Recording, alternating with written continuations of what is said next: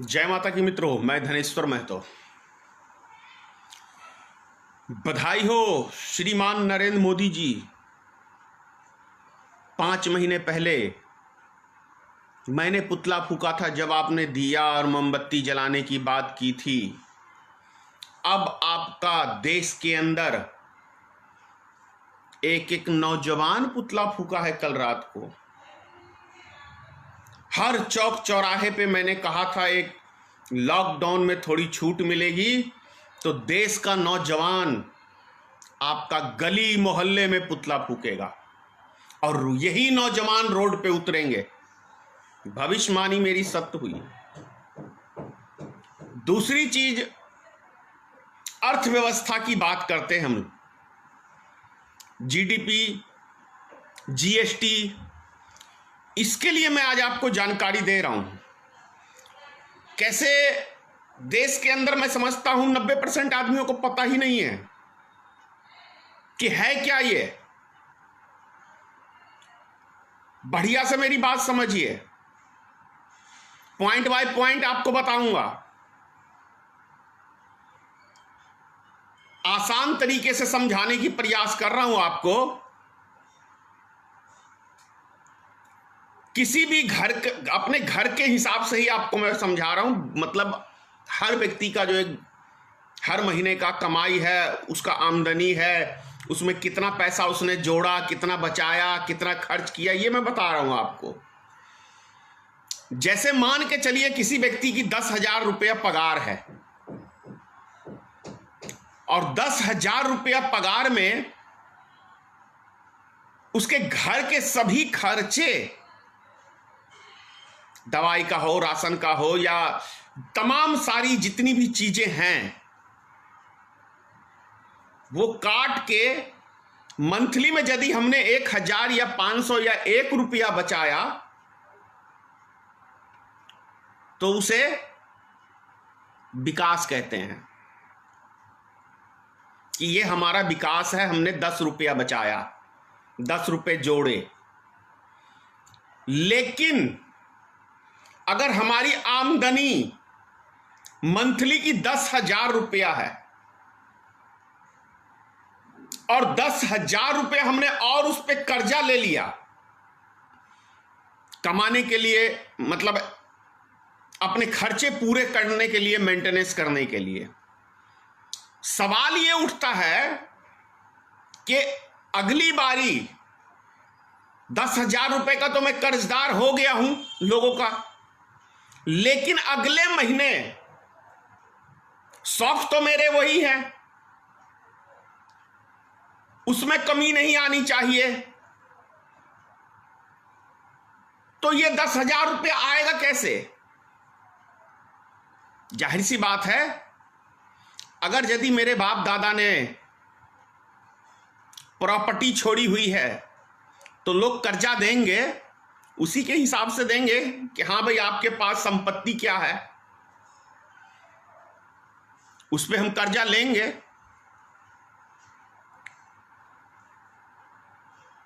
भारत सरकार ने ठीक उसी हिसाब से, अभी मैं भारत सरकार पे छोड़ देता हूं, 2 मिनट बाद आता हूं। पहले मैं आम आदमियों के ऊपर ही बात करता हूं ताकि आपको बढ़िया से इस बात को समझ में आए। अब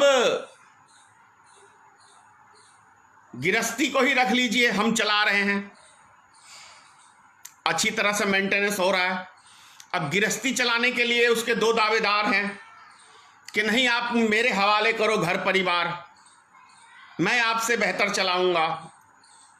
क्योंकि आंख में कांटे की तरह खटकता है कि ये आदमी कैसे कम खर्चे के अंदर, मतलब कम पैसे में, ये कितना बढ़िया से परिवार कैसे चलाता है। गांव समाज में ही उदाहरण रख लेना, कैसे चलाता है। बहुत सारे परिवार हैं कि जिसकी बहुत आमदनी होती है कम, लेकिन उतना जबरदस्त होता है तो पता ही नहीं चलता है कि भाई ये कितना बढ़िया तरीके से इनकी फैमिली चल रही है। लेकिन बहुत ऐसे परिवार होते हैं जिसकी आमदनी बहुत ज्यादा होती है, लेकिन उसके बाद भी उनका मेंटेनेंस पूरा नहीं होता है। तो वही परिवार।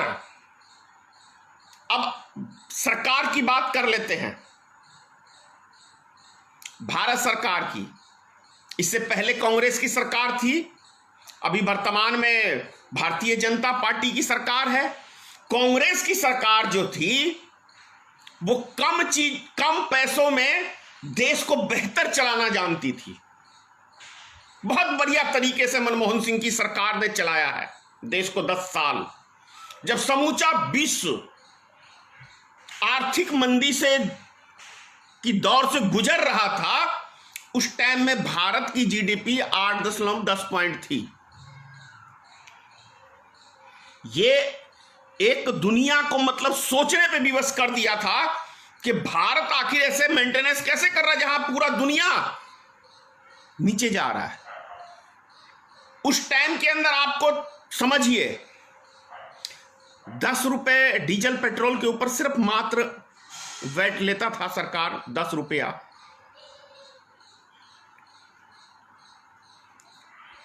टैक्स मात्र अधिकतम 14% था हमारे देश में। 14% से ज्यादा टैक्स नहीं था हमारे देश के अंदर। लेकिन आज वर्तमान में हम 28% टैक्स दे रहे हैं। अब आम आदमी क्या सोचता है, अरे व्यापारियों के जेब से जाता है इसीलिए व्यापारी सब परेशान है, कोई हम लोग का जाता है। ये आम आदमी की धारणा है, जिनको जीएसटी के बारे में कोई ज्ञान नहीं है, टैक्स के बारे में कोई ज्ञान नहीं है। ये वो व्यक्ति सोचते हैं, हमारा किसान, हमारे मजदूर भाई, ये सब व्यक्ति इस तरह से सोचते हैं कि जीएसटी हमको थोड़ी देते हैं, जीएसटी तो व्यापारी देते हैं। व्यापारी क्या अपने बाप घर से देते हैं? व्यापारी क्या अपने बाप घर से देते हैं? नहीं। व्यापारी ने बाजार से एक सामान 5 रुपए का खरीदा, वो व्यापारी आगे 6 रुपए का बेचता है। इस बात को समझिए आप। अब उस 6 रुपए में जो उसने बेचा, उसके अंदर 1 रुपया जो आपसे ज्यादा लिया, उस 1 रुपए के अंदर 28 पैसे उसने सरकार को दिया। मतलब थोड़ा मैंने गलत कह दिया है कि जैसे अगर 1 रुपए का उसने 5 रुपए का उदाहरण दिया, मैं 1 रुपए का उदाहरण दे रहा हूं आपको, कि यदि 1 रुपए का व्यापारी ने सामान खरीदा और उसको 2 रुपए में बेचा, तो 28% 1 रुपए में जो उसने आमदनी लिया, 28% यानी कि 1 रुपए में 28 पैसा उसने आपकी जेब से भारत सरकार को दिया। व्यापारी ने कुछ नहीं दिया, 1 पैसा नहीं दिया। व्यापारी तो साल के अंदर जो आमदनी करता है उसका वो इनकम टैक्स देता है। अब जैसे मेरा ही उदाहरण रख लो, मैंने साल में 10 लाख रुपए कमाया, तो 10 लाख के अंदर जो है कई तरह का सरकार का टैक्स है। 5% भी है, 10% भी है, 20% भी है, 30% भी है। 30% का मतलब कि 1 लाख रुपए में 30,000 रुपए हम सरकार को इनकम टैक्स दे रहे हैं। यानी कि हमने जो साल में कमाया उसका, अगर 20 लाख रुपया हो गया आमदनी साल में, तो उसके अंदर 30% के हिसाब से आप 6 लाख रुपए हम सरकार को देते हैं, वो इनकम टैक्स हो गया। और बाकी का 14 लाख हमारा 1 नंबर मनी हो गया। ये आप समझिए। तो ये धारणा आप मत रखिए, ये दिमाग में बिल्कुल मत रखिए कि जीएसटी जो है वो व्यापारी पेड करता। व्यापारी पेड करता जरूर है, लेकिन वो दरअसल आपकी जेब से, आम आदमियों की जेब से वो व्यापारी टैक्स देता है, वो अपनी जेब से नहीं देता है। तो ये आप समझिए कि भारत सरकार आम आदमी की जेब से निचोड़ती है। अब जैसे डीजल पेट्रोल आज रख लीजिए, कच्चे तेल की कीमत अंतरराष्ट्रीय बाजार में लीटर का मैं आपको उदाहरण दे रहा हूं, 14-15 रुपए लीटर मात्र है कच्चे तेल की कीमत। सिर्फ 14-15 रुपया लीटर इतना सस्ता है कि आप कल्पना नहीं कर सकते हैं। सिर्फ 14-15 रुपए लीटर अंतर्राष्ट्रीय बाजार से कच्चे तेल हमारे देश में आता है, जिसके अंदर से करीब 25% उत्पादन भारत में ही होता है। यानी 25% डीजल पेट्रोल भारत सरकार की अपनी है और 75% बाहर से मंगाते हैं, ऐसा है। तो समझने की बात आपको यह है कि यदि 14-15 रुपए लीटर आज है, उसके बाद भी आप 80 रुपए डीजल पेट्रोल खरीद रहे हैं। आप समझिए, ये आपके लिए मैं वीडियो बना रहा हूं, आपको समझाने के लिए, क्योंकि गुमराह बहुत ज्यादा है जनता। उसको पता ही नहीं कि हो क्या रहा है देश के अंदर, कहां जा रही है सरकार, कहां हमें ले जा रही है, इसको सरकार को खुद ही नहीं पता है। जो बात है उसका भी मैं बताऊंगा कि सरकार को क्यों नहीं पता है, यह भी बताऊंगा मैं आपको। तो 15 रुपए का डीजल रिफाइन वगैरह फलाना ढिंगना करके 19 रुपए लगभग होता है। उसके बाद आपसे 80 रुपए 90 रुपए तक अभी गया था। आप सोचिए, क्या भारत के इतिहास में इतना टैक्स कभी किसी, भारत ही छोड़ दीजिए, पूरी दुनिया में किसी भी कंट्री के ऊपर डीजल पेट्रोल में इतना टैक्स आज नहीं लेता है कोई कंट्री।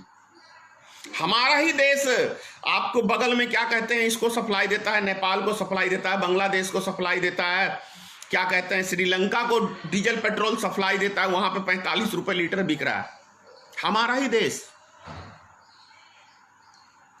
और हम अपने देश के अंदर 80 रुपए 90 रुपए खरीद रहे हैं, तो पैसा कहां जा रहा है ये सोचिए। 10 रुपए सरकार लेती थी कांग्रेस की तो ये देश तरक्की पे था, लेकिन आज के टाइम के अंदर मैं कह रहा हूं 60 रुपए लगभग 1 लीटर पे भारत सरकार 60 रुपए लगभग टैक्स ले रही है। तो पैसा कहां जा रहा है? फिर देश हमारा नीचे कैसे चला गया? 24% माइनस विकास दर कहां चला गया? ये आपको सोचना पड़ेगा, तर्क है। खाने पीने की वस्तु पे कांग्रेस सरकार कोई टैक्स लेती नहीं थी, लेकिन आज हम हर खाने पीने वस्तु पे टैक्स दे रहे हैं। और यदि किसी खाने पीने पदार्थ पे टैक्स था भी था तो मामूली सा टैक्स था, 2%, 1%, 3%, 5% के नीचे ही था। तो यदि इतना टैक्स भारत का एक एक नागरिक आपको पेड कर रहा है, अब ऐसा नहीं है कि अगर आप सिर्फ रिटर्न फाइल कर रहे हैं, रिटर्न फाइल तो मतलब समझते ही हैं, साल का रिटर्न फाइल कि आपने कितनी आमदनी की, उसका उदाहरण ये लोग देते हैं कि बहुत कम आदमी देते हैं, मान लेते हैं। लेकिन एक एक भारत का नागरिक, एक भीख मांगने वाला नागरिक भी टैक्स पेई व्यक्ति है। अब वो टैक्स पेई व्यक्ति कैसे है?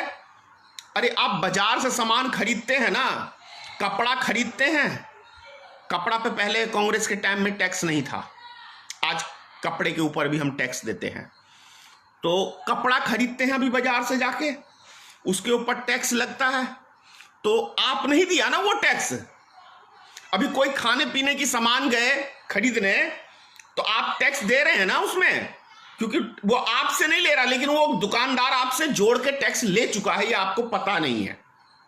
अगर दवाई खरीदने आप जा रहे हैं तो दवाई पे बकायदा वो टैक्स जुड़ा हुआ है, वो आपको जानकारी में नहीं है।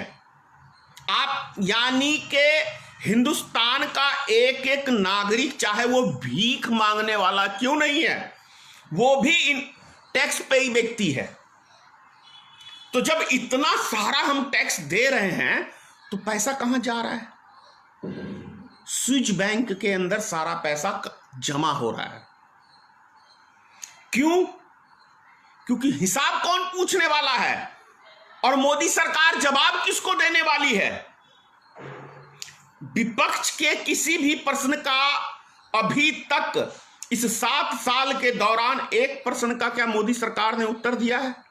एक चीज आपको देशवासियों को समझाया है, यह देश से जुड़ी हुई सुरक्षा की बात है, हम नहीं बता सकते। जैसे राफेल डील को ही रख लो, एक विमान हमने खरीदा, खरीद रेट बताने में भाई राष्ट्रीय सुरक्षा कहां से फंस गया? इससे पहले भी भारत सरकार बहुत सारे ये हथियार खरीदा है देश के लिए, हवाई जहाज खरीदा है, लड़ाकू विमान खरीदा है, सब सार्वजनिक होता था कितने में डील हुई है। किस लिए? क्योंकि काला बाजारी, चोर बाजारी जो भारतीय जनता पार्टी की सरकार में है। आपको एक चीज और जानकारी दे दूं, भारतीय जनता पार्टी के अंदर कोई भी भारत में जिला अध्यक्ष बिना करोड़पति का नहीं बनता है। भारत की कह रहा हूं, पूरे भारत में इनके संगठन का, यहां तक एक प्रखंड अध्यक्ष भी कोई गरीब आदमी नहीं बनता इनका। यह समझना पड़ेगा आपको कि भारतीय जनता पार्टी में हिंदुस्तान के टॉप क्लास के जितने पैसे वाले हैं वो व्यक्ति इनके सदस्य हैं। तो जब सारे टॉप क्लास के पैसे वाले व्यक्ति आपको इनके सदस्य बनेंगे तो भैया, जहां मैं कहता हूं बाप बड़ा ना भैया सबसे बड़ा रुपया, तो यानी कि लूटने के लिए हिंदुस्तान के कोने कोने से, गांव से, प्रखंड से भारत को लूटने के लिए भारतीय जनता पार्टी है। इसीलिए भारत का पैसे का कहीं पता नहीं चल रहा कि जा कहां रहा है, कि हम इतना पैसा दे रहे हैं। तो समझना पड़ेगा आपको। मैंने 10-15 दिन पहले एक वीडियो में कहा था कि भारत सरकार यदि कहता है कि भैया आगे नाथ ना पीछे पगा है मेरा, मैं देश के लिए काम कर रहा हूं, तो सिर्फ एक ही काम कर देना। मैं एक ही मांग कर रहा हूं कि 7 साल पहले भारतीय जनता पार्टी की जब सरकार बनी थी, 7वें साल पहले 2014 में, उससे पहले जो उनके सांसद बने थे, उनके विधायक बने थे उस टाइम में, उनकी संपत्ति कितनी थी और आज के समय में उनकी संपत्ति कितनी है। जैसे आप सिर्फ इसी को रख लीजिए ना, मुकेश अंबानी, अडानी को। देखिए भारत धरातल में अभी जा चुका है, विकास दर उसकी। आगे 50 साल तक कोई सरकार जाइए, सरकार बदलने के बाद वो प्रयास करेगा तब जाके कुछ मायना होगा। सिर्फ और सिर्फ इतनी सी बात कह रहा हूं मैं, कर लेगा। आखिर यही सरकार है ना, कांग्रेस के टाइम में यही मीडिया है जिन्होंने 900 कुछ आदमी का नाम उछाला था कि विदेश के अंदर काला धन 900 कुछ आदमियों का है, जिसकी लिस्ट वो जारी करने वाला था। इतने में सरकार बदल गई तो राजनाथ सिंह की सरकार आई, और ये माफ करिएगा, ये मोदी जी की सरकार आई, और राजनाथ सिंह ने जी ने कहा था बयान में कि हम 1 महीने में सभी की सार्वजनिक कर देंगे नाम। आज तक हुआ वो नाम सार्वजनिक? काला धन के संबंध में भारत सरकार ने अपने घोषणा पत्र में दिया था हम 100 दिन में विदेश से काला धन लाएंगे। चलिए लाए नहीं लाए वो बाद की बात है, लेकिन किन किन व्यक्तियों का विदेश में अकाउंट है, कब किसने कितना पैसा निकाला, उससे क्या आज तक भारत सरकार ये आपको जानकारी दे रही है? हर 3 दिन बाद एक बारी मोदी जी आ जाते हैं अपनी मन की बात बताने, लेकिन वो काम की बात कभी नहीं बताते। 2014 के अंदर ही मैंने कई ऐसे वीडियो हैं जो मोदी जी से सवाल पूछते थे कि आप फलाने की इज्जत नहीं करते, इसकी इज्जत नहीं करते, तो मोदी जी के मुख से आज तक एक शब्द नहीं निकला किसी मीडिया के आगे। तब वो फेविकॉल जो है चिपक जाता है मोदी जी की, और भारतीय जनता पार्टी के हर नेता के मुंह पे फेविकॉल चिपक जाता है। क्यों? आपको समझना पड़ेगा। अब समझिए, मैं अब तर्क बता रहा हूं आपको। दूसरा तर्क, बाप दादा की संपत्ति बाल बच्चे को मिलती है, हर व्यक्ति को मिलती है ना, हर व्यक्ति को मिलता है। अब उसी के अंदर 4 भाई की भैयारी समझ लीजिए। 4 भाई की भैयारी में बाप की संपत्ति या बाप दादा की संपत्ति 4 भाई की भैयारी में बंटवारा हो गया। एक बेटे के अंदर दारू पीने का ऐब है, अय्याशी करने का ऐब है, नशा करने का ऐब है। एक व्यक्ति कोई ऐब नहीं है, दूसरे बेटे के अंदर मेहनत करने का ऐब है, चौथा बेटा सामान्य है। उसको कोई ऐप भी है, मतलब मिला जुला के है। अब उसके अंदर चारों में तरक्की कौन करेगा? जो मेहनत करेगा या जो अय्यासी करेगा, दारू पिएगा? बात समझ रहे हैं मेरी? कौन सा व्यक्ति तरक्की करेगा? उसका वही व्यक्ति तरक्की करेगा जो सूझबूझ के साथ मेहनत करेगा कि ये मेरे बाप दादा की संपत्ति है, मुझे इसको बेचना नहीं है। दूसरा बेटा जो है, जिसको अय्यासी की बीमारी है, ऐश मौज की बीमारी है, डेली नाचने वाली के यहां जाने की बीमारी है, अब वहां तो खर्चा होगा क्योंकि वो कमा नहीं रहा है, वहां खर्चा होगा। तो जब कमाएगा ही नहीं और चौथे बेटे के साथ एक संगत है, उसके पास अय्यासी करने का भी है, जुआ खेलने का भी है, क्या कहते हैं, चार यार बैठाने का भी है, तो भारतीय जनता पार्टी वो चार यार वाली पार्टी है। इसके पास अय्यासी करने का भी काफी मात्रा में पूरा टीम ही है, जुए खेलने में भी ये पूरी टीम है भारतीय जनता पार्टी, अय्यासी करने में भी पूरी भारतीय जनता पार्टी। अब जब इतने सारे शौक वाली ये सरकार आएगी तो देश का तो बेड़ा गर्द होना तय है ना। इसके अंदर एक भी बुद्धिजीवी, मैं खुली चैलेंज करता हूं, एक भी बुद्धिजीवी व्यक्ति नहीं है आज के समय में भारतीय जनता पार्टी में, क्योंकि जितने भी भारतीय जनता पार्टी में थे बुद्धिजीवी लोग, उस सब को नरेंद्र मोदी, अमित शाह ने किनारे में डाल दिया, एक गड्ढे में डाल दिया। वाजपेयी जी थे, संस्थापक थे भारतीय जनता पार्टी के, महान नेता थे, वाकई में नेता थे, भारत रत्न थे। कभी, आज तक की बता रहा हूं, मैं इतना भारतीय जनता पार्टी के खिलाफ करता हूं, आज कभी मैंने वाजपेयी जी के विषय में कुछ एक टिप्पणी कोई बता दे मुझे, क्योंकि वो क्वालिटी थी, देश को चलाने की क्वालिटी थी उसके अंदर, हर व्यक्ति की भावना को सम्मान करने की क्वालिटी थी। अभी आप लोग बोलते हैं कि मैं मोदी जी के विषय में अब शब्द क्यों बोलता हूं। पार्लियामेंट में, राज्यसभा में खड़ा होकर नरेंद्र मोदी जी ने एक पूर्व प्रधानमंत्री कि किस तरह से कपड़े उतारे थे, कपड़े मतलब शब्द से उतारे जाते हैं, ऐसा नहीं है कि हमने कपड़े उतार दिए तो वही उतर गया। शब्द एक बहुत बड़ी चीज है। शब्द से किस तरह से मनमोहन जी के कपड़े उतारे थे, कहोगे तो मैं वीडियो भी आप लोग को दिखा दूंगा। राज्यसभा के अंदर के मनमोहन सिंह जी बाथरूम में नहाते हैं तो पूरा वस्त्र पहन के नहाते हैं। अरे भाई, क्या नरेंद्र मोदी लोगों की मतलब बाथरूम में झांकने का काम करते हैं एक प्रधानमंत्री होके? जब गुजरात के मुख्यमंत्री थे तो समझ में आता था कि एक लड़की की ये जासूस कराते थे अमित शाह, और एक लड़की के पीछे दोनों दीवाने थे, तो वो कहां जा रही है, क्या खा रही है, क्या पी रही है, किससे मिल रही है, उसके पीछे मोदी जी ने एक जासूस लगाया हुआ था। ये पूरी दुनिया जानती है, खूब मीडिया में इस बात का जोरदार वो हुआ था।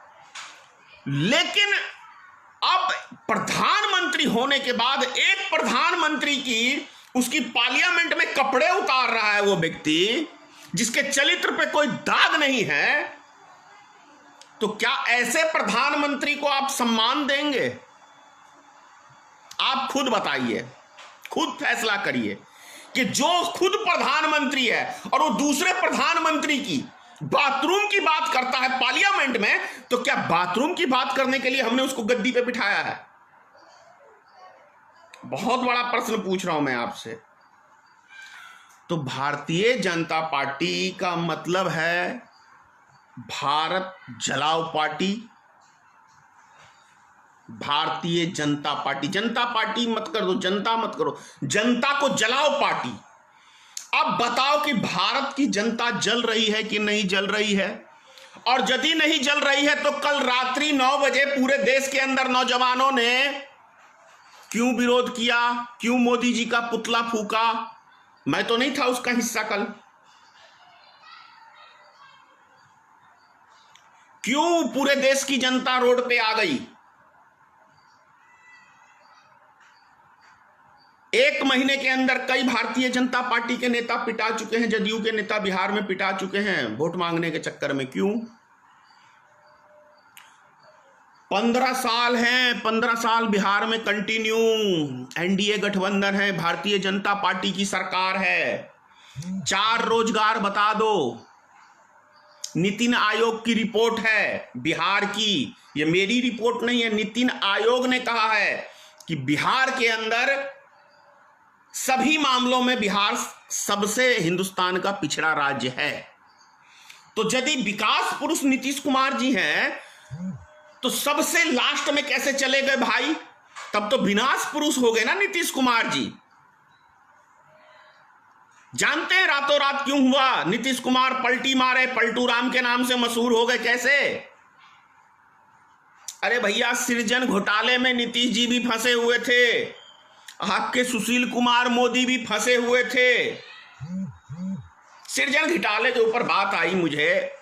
आप 74 साल हो गए हमारे देश को आजाद हुए। 74 साल के अंदर आप एक चीज देखिए, कभी ऐसा हुआ कि नोट के लिए आपको बैंक में गए हो और बैंक ने आपको हाथ खड़े कर दिए, हमारे पास पैसा नहीं है?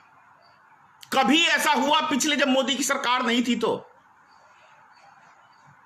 बकायदा लिखा रहता है 100 के नोट पे, 1 के नोट पे कि रिजर्व बैंक आपको 100 रुपए की गारंटी देता है। ये लिखा रहता है ना। तो गारंटी भी अब खत्म हो गई। हम आपको पैसा देंगे नहीं देंगे इसकी कोई गारंटी नहीं है। 3 बार ऐसा चांस आया है सिर्फ इस 7वें साल के अंदर मोदी सरकार में कि हम अपना पैसा बैंक में रखने के बावजूद हम अपने 1-1 रुपए के लिए तरस गए हैं। ये मोदी सरकार ने दिखाया है कि सरकार की पावर क्या होती है। उसने कोई ऐसा नहीं दिखाया, वो सिर्फ पावर दिखाया है कि देखो सरकार क्या चीज होता है, कुछ भी कर सकता है। आपने मुझे दिया है तो मैं क्या कर सकता हूं, आपका पूरा बांस कर सकता हूं। और पूरे देश की जनता को बांस कर दिया। किया कि नहीं किया बोलो? एक बारी नहीं, 3-3 बारी किया। 1000 रुपए से ज्यादा आप अपना पैसा नहीं निकाल सकते, 5000 से ज्यादा नहीं निकाल सकते, फिर 2000 से ज्यादा नहीं निकाल सकते। अरे नोटबंदी पे याद आ गया मुझे। आपको याद है ना 8 नवंबर की रात्रि 8 बजे जब मोदी जी पहली बार 8 नवंबर की रात्रि को आए थे, तो मैं अपने घर में ही बैठा हुआ था। 1-2 मेरे मित्र थे, वो बोले कि भाई ऐसा ऐसा मोदी जी का भी मैंने व्हाट्सएप पे देखा। तो मैं यकीन ही नहीं किया। मैंने कहा ये हो ही नहीं सकता है कि अचानक से कोई नोट बंद कर देगा, देश की ऐसी तैसी हो जाएगी। मैं उसको इतनी तेज से डांटा, मैंने कहा पूरा देश बर्बाद हो जाएगा। बोला यार टीवी देख लो। मैं जब टीवी देखा तो मैं अचानक चौंक गया भाई। उसी टाइम मैंने 5 मिनट बाद यानी 8:20 पे मैंने वीडियो बना के कहा था कि मोदी सरकार का सबसे बड़ा कदम गलत, जो हिंदुस्तान की अर्थव्यवस्था को बर्बाद कर देगा।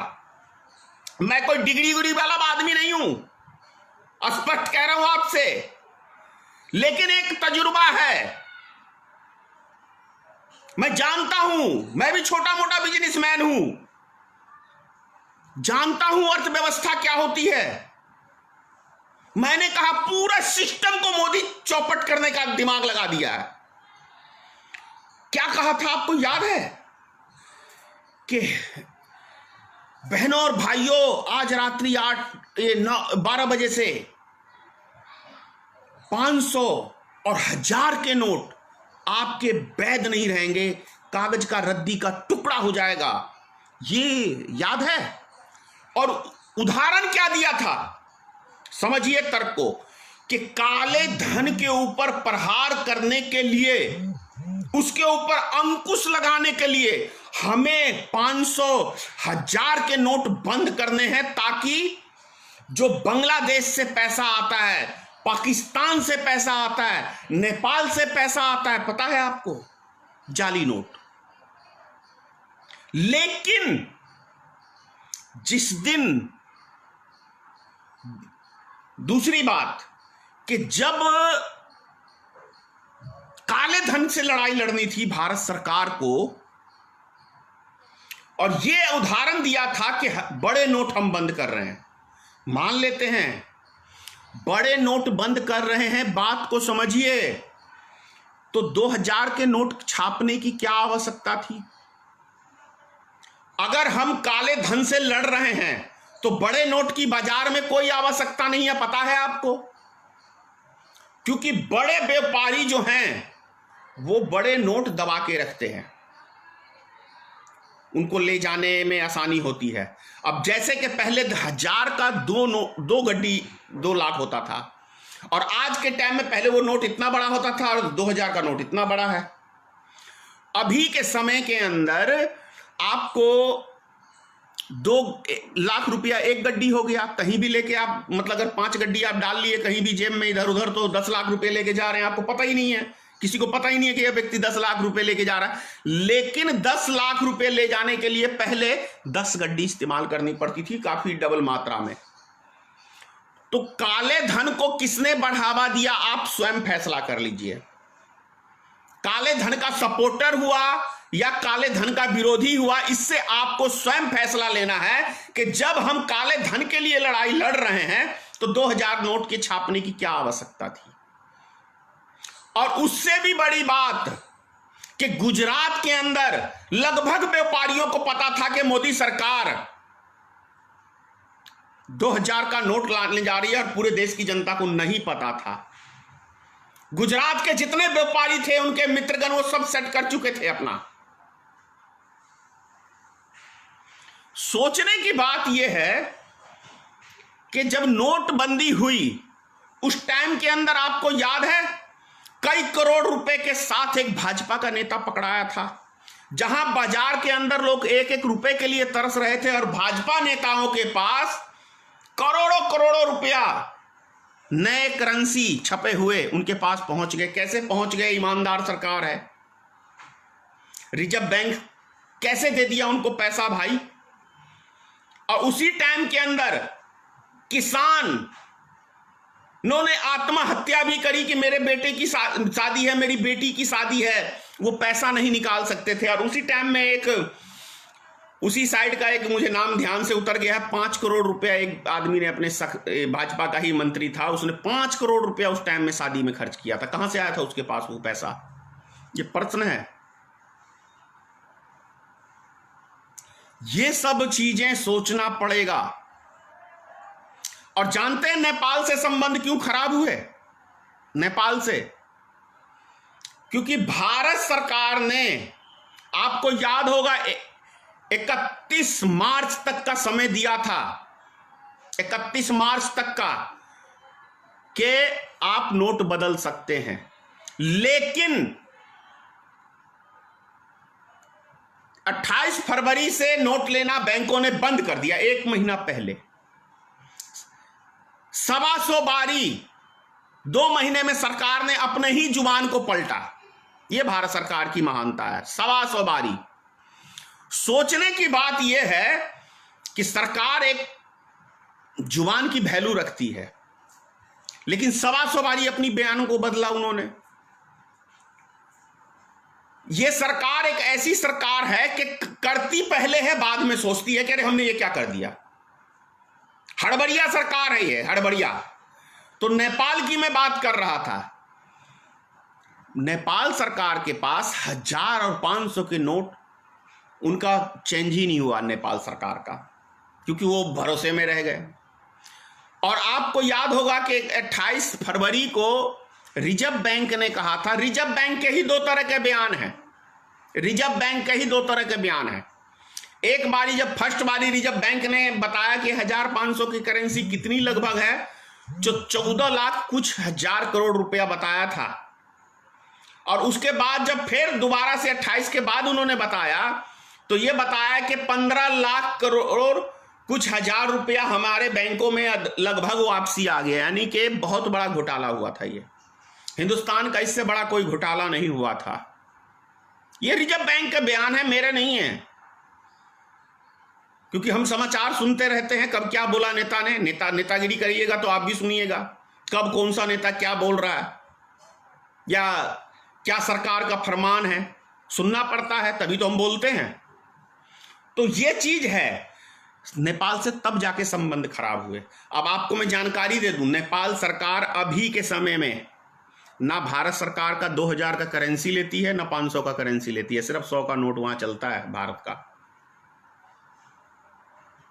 तो यूं संबंध खराब हुए हैं। एक कंट्री का नाम मुझे कोई बताएगा पड़ोसी राज्यों में जिससे भारत सरकार के आज के टाइम के अंदर संबंध अच्छे हों? एक कंट्री का कोई नाम बता सकता है? 8-10 कंट्रियां हैं अगल बगल में, कोई किसी से भी संबंध आज भारत सरकार के अच्छे नहीं है।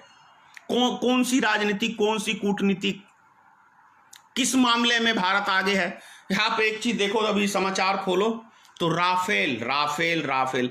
अरे भैया, अगर राफेल इतना ही बड़ा पावरफुल विमान होगा या है, तब तो फ्रांस दुनिया का सबसे शक्तिशाली देश अभी कहलाता। अमेरिका, चीन, रूस, ये सब की कोई वैल्यू नहीं होती। अगर मैं गलत कह रहा हूं तो आप कह सकते हैं। ठीक है, विमान खरीदा, विमान का काम क्या है? हथियार ले जाना। अब विमान साला सबसे शक्तिशाली हो गया भाई, पता नहीं मेरे कैसे शक्तिशाली हो गया विमान। एक चीज ठीक है, विमान का काम जो है काम है, लेकिन उस एक विमान, मतलब 7 साल में एक विमान भारत सरकार लाया है, तो आप तब से लेके अब तक उसका ढोल पीटे जा रहा है, ढोल पीटे जा रहा है, लेकिन कहां गया? अब मैं फिर से आता हूं, शुरू में जो स्टार्ट किया था मैंने, फिर से उसी बात पे आता हूं कि आप समझिए कि जीडीपी हमारा कहां चला गया, 24% माइनस में। तो भारत सरकार ने दुनिया में हर कंट्री से लगभग इतना कर्जा ले लिया है कि 1 लाख रुपए हर व्यक्ति कर्जदार हो गया है। भारत का भी हर व्यक्ति कर्जदार हो गया। समझे आपने कैसी सरकार चुनी है? ये सरकार के पास किसी भी प्रकार का कोई ज्ञान नहीं है। ये कड़वी सच्चाई बता रहा हूं। अगर ज्ञानी सरकार होता तो इतनी बुरी दौर से हमारी अर्थव्यवस्था नहीं होती। कभी भी अचानक से ये फैसले नहीं करता। 10 बारी सोचता, 10 बारी समझता, 10 मीटिंग करता, विपक्ष को अपने साथ महत्वपूर्ण। देखिए, पहले भी सरकारें चली हैं, वाजपेयी जी की भी, सबकी, कांग्रेस की भी, लेकिन जब भी कोई राष्ट्र से जुड़ा या राष्ट्र के लिए कोई ऐसी अहम फैसले की जरूरत पड़ती थी तो विपक्ष को भी अपने विश्वास में लेता था, उससे भी सलाह मशवरा करता था। यह सरकार किससे सलाह मशवरा करता है आप बताइए? किसी एक व्यक्ति अपनी कमेटी के अंदर में? अरे भाई, भारतीय जनता पार्टी की 300 कुछ सीटें हैं ना, ये अपने ही सांसदों से कभी मीटिंग किया है आज तक कि कोई फैसला हम करने जा रहे हैं, किसी तरह की बातचीत करने जा रहे हैं? आप बताएं, किसी के पास कोई सुझाव हो तो दे। अभी तक। अरे नहीं दिमाग है तो मैं कह रहा हूं, गुरु मान लो मनमोहन सिंह को, गुरु मान लो मोदी जी, देश के लिए मान लो, और कांग्रेस से सीख लो, कुछ उससे ही सलाह मशवरा ले लो कि देश हमारा कैसे उभरेगा। अरे मान लेते हैं दूध पीता बच्चा हो आप, अब गलती किया है तो उसकी सजा तो देश भुगतेगा ही ना। एक छोटे बच्चे को देखते हो ना, मोदी ने क्या किया? अच्छा एक बात बताइए, पिछले पंचवर्षीय में पूरी दुनिया घूमने में व्यस्त किया, पूरी दुनिया घूमा, कहां से आया पैसा पता नहीं। जितने न्यूज चैनल हैं प्रत्येक मिनट का 1 लाख रुपया है। कहां का किससे पैसा जा रहा है, कहां जा रहा है? देश का सारा खजाना जो है मीडिया में जा रहा है, मीडिया की जेब भरी जा रही है। और ये मीडिया है कौन? भारतीय जनता पार्टी के सांसद हैं, मुकेश अंबानी का चैनल है। तभी तो मुकेश अंबानी का 35% यानी भारत की जीडीपी 24% माइनस हो गई, और मुकेश अंबानी की जीडीपी बाप रे, यानी 100 रुपए में 35 रुपए कमाई है अभी मुकेश अंबानी की। मतलब भारत बर्बाद और मुकेश अंबानी आबाद। क्या एक व्यक्ति भारत से बड़ा हो गया मुकेश अंबानी और ये अडानी? हम लोग रोड पे उतरेंगे।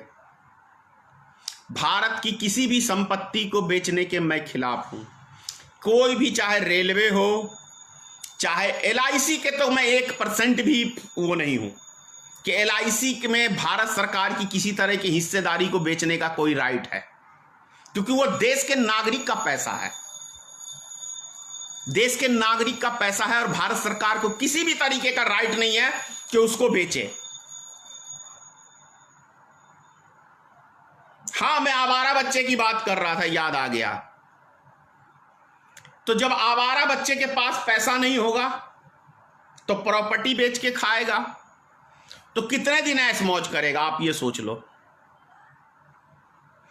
अरे भाई, मैंने 4 भाई की किस्सा कहा था ना, उसी में मान के चलिए जो आवारा बच्चा, अब उसको दारू भी पीना, अय्याशी करना है, रंडीबाजी करना है, सब करना है, तो कितने दिन बेच के खाएगा? कुछ ही साल, कुछ ही महीने। तो वही भारत सरकार एक आवारा नरेंद्र मोदी बच्चा है, और ये अपने शौक पूरे करने के लिए भारत की एक एक संपत्ति को बेच बेच के कर रहा है।